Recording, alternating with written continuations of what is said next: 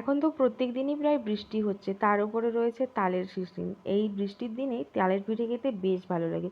কবে থেকেই না অপেক্ষা করছিলাম আমাদের পাশের গাছ থেকে একটা তাল পড়বে, আর সেই অপেক্ষার অবসান হয়েছে আজ। ফাইনালি বাড়িতে পৌঁছে গিয়েছে তাল।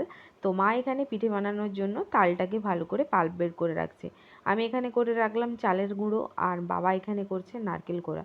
তারপরে এই দুপুরবেলা থেকে পুরো কোমর বেঁধে লেগে পড়া হয়েছে তালের বড়া বানানোর জন্য, তাও আবার বর্ষার প্রথম।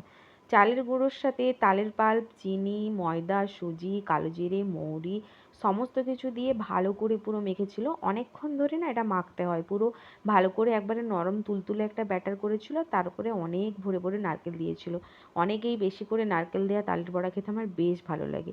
তারপরে এই ব্যাটারটা হয়ে যাওয়ার পর ছোট্ট ছোট্ট বলের মতো করে পুরো একেবারে ক্রিস্পি করে ভেজে নিয়েছিল। আর হ্যাঁ, ভাজার সাথে সাথেই গরম তালের বড়া নিয়ে বসে গিয়েছিলাম, আর লোভ সামলানো একেবারেই যাচ্ছিল না।